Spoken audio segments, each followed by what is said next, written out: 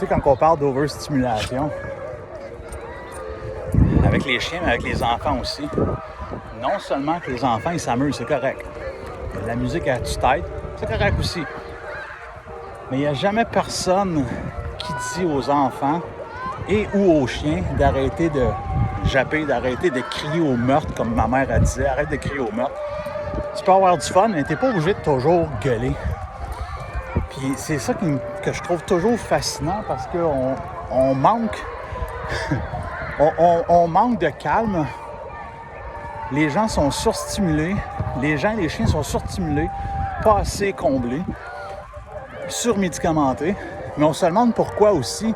Mais c'est souvent nous autres qui créons cette affaire-là. C'est la société en soi qui a créé cette affaire-là.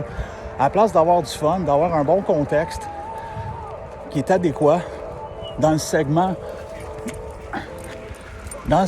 d'éducation.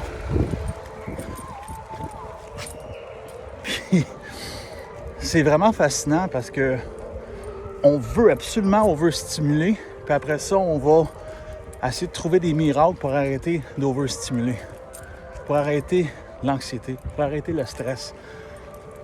Mais vous le créez vous-même, puis après ça, vous repatchez avec des choses que vous pensez miraculeuses et ou qui peut être au détriment de la santé mentale, les émotions, etc. Des fois, il faut réfléchir avant de vouloir la pilule magique. Puis le problème, des fois, c'est nous autres qui l'a créé. Puis quand on cherche la solution du problème, mais peut-être que ça vient de là, ça vient de là.